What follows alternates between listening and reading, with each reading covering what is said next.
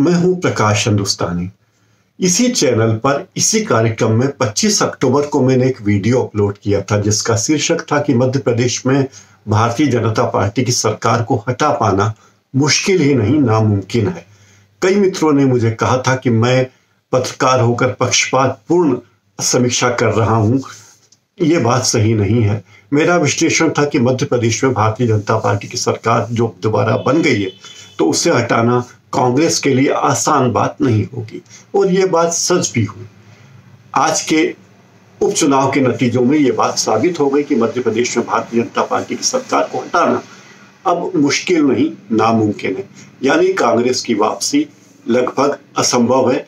हाँ, अगले विधानसभा चुनाव में हो सकता है कांग्रेस फिर से आ जाए, लेकिन फिलहाल तो इसे कोई संभावना दिखती नहीं है। अब अगले 3 साल तक मध्य प्रदेश में भारतीय जनता पार्टी का मुख्यमंत्री कौन होगा ये तो पार्टी तय करेगी, लेकिन यह तय है कि कांग्रेस के कमलनाथ वापस मध्य प्रदेश के मुख्यमंत्री बनने वाले नहीं।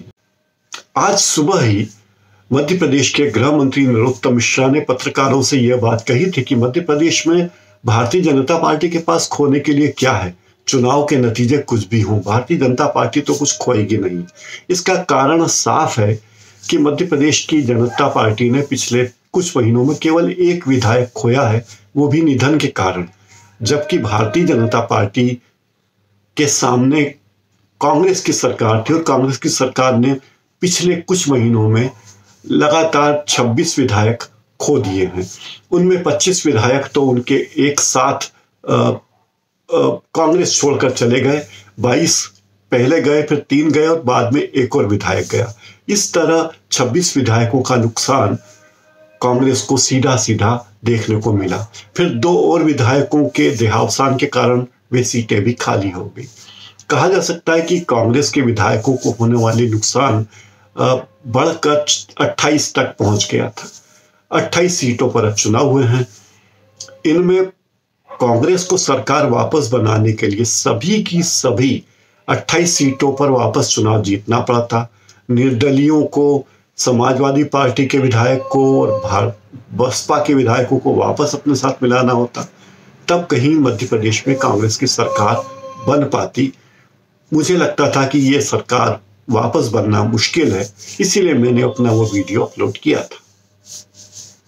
खास बात यह रही कि इन उपचुनावों में सिंधिया के खास माने जाने वाले तुलसी सिलावट जीत गए हैं, गोविंद सिंह राजपूत जीत गए हैं, राजवर्धन सिंह दत्तेगांव जीत गए, बिसाहूलाल साहू जीते हैं, इमरती देवी जीती हैं।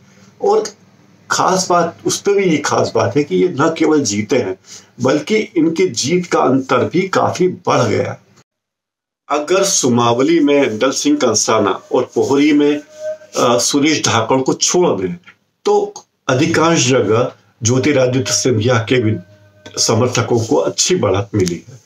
ग्वालियर की ही तीनों सीटों पर ग्वालियर, ग्वालियर पूर्व और डबरा की सीटों पर भाजपा के प्रत्याशी जीते हैं। इमरती देवी जीती हैं, मुन्ना लाल जीते हैं। तो ऐसा लगता है कि ज्योतिरादित्य सिंधिया का जादू इस चुनाव में काफी हद तक चल गया। थोड़ा काल्पनिक अंदाज था कांग्रेस का कि उसे 28 में से 28 सीटें जीत जाएगी और वापस कांग्रेस सरकार बनाएगी। कमलनाथ ऐसे दावे करते रहे कि हम तो वापस सरकार बनाएंगे क्योंकि हमें 28 में से 28 सीटें जीतनी है। इनमें से 27 सीटें पहले कांग्रेस के पास थी ही। लेकिन आमतौर पर जब चुनाव होते हैं तब ऐसा नहीं होता कि सभी की सभी सीटें किसी एक पार्टी के पास चली जाए। अब ये बात स्पष्ट हो गई है कि भारतीय जनता पार्टी को अपनी सरकार आगे बनाए रखने के लिए किसी भी दूसरी पार्टी के उम्मीदवार की या निर्दलीय दूसरी पार्टी के विधायक या निर्दलीय विधायक की मदद की जरूरत भी नहीं है। भारतीय जनता पार्टी अब अपने बूते पर सरकार चला सकती है और चलाती रहेगी। शिवराज सिंह चौहान ने अपनी ताकत साबित कर दी है, ज्योतिरादित्य सिंधिया ने भी अपनी ताकत साबित कर दी है और कमलनाथ और दिग्विजय सिंह की कमजोरियां उजागर हो गई हैं। मेरे ख्याल से अब इन दोनों नेताओं के पास मध्य प्रदेश में राजनीति करने के लिए फिलहाल तो कोई मौका है नहीं, और हो सकता है कि ये वापस अब परिदृश्य बदल दें और केंद्र की राजनीति करने लगे, दिल्ली की राजनीति करने लगे। भारतीय जनता पार्टी को इतना प्रचंड बहुमत मिला, ये उनके लिए बड़ी चुनौती की बात थी। दल बदल करके भारतीय जनता पार्टी में आने वाले प्रत्याशियों के लिए इतनी घटिया बातें कही गई, ज्योतिरादित्य सिंधिया के लिए कही गई, बिकाऊ वर्सेस टिकाऊ का नारा दिया गया, उन्हें विश्वासघाती कहा गया, पीठ पे छुरा घोंपने वाला कहा गया, और न जाने क्या क्या बातें ज्योतिरादित्य सिंधिया के बारे में कही गई। खम ठोक कर ये बातें कही गई, प्रचार का अभियान चलता रहा। मध्य प्रदेश में इस तरह की परंपरा नहीं है, लेकिन ज्योतिरादित्य सिंधिया ने जिस तरीके से अपने खिलाफ चल रहे अभियान को संभाला वो बड़ा ही उल्लेखनीय कहा जा सकता है। उन्होंने आक्रामक प्रचार के विरुद्ध आक्रामक तेवर अपना लिए। गद्दार कहे जाने पर उन्होंने खुलकर कहा कि हाँ, मैं गद्दार हूं, क्योंकि मध्य प्रदेश की कमलनाथ की सरकार प्रदेश के किसानों के साथ न्याय नहीं कर रही थी। प्रदेश की कमलनाथ की सरकार मजदूरों के साथ, महिलाओं के साथ, नौजवानों के साथ न्याय नहीं कर रही थी, इसलिए मैं गद्दार हूं और मैंने कमलनाथ की सरकार गिरा दी। ये बात खोल कहना उसी तरह लगता है जैसे कि जब नरेंद्र मोदी को चाय वाला कहा गया और उन्होंने डंके की चोट पर कहा कि हाँ, मैं चाय वाला हूं, मैं किसी खास खानदान में पैदा नहीं हुआ। जब नरेंद्र मोदी को कहा गया था कि चौकीदार चोर है और उन्होंने उसके जवाब में पार्टी के हजारों लोगों की तरफ से कहलवाया था कि मैं भी चौकीदार, उसी शैली में, लगभग उसी शैली में ज्योतिरादित्य सिंधिया ने अपना चुनाव अभियान चलाया।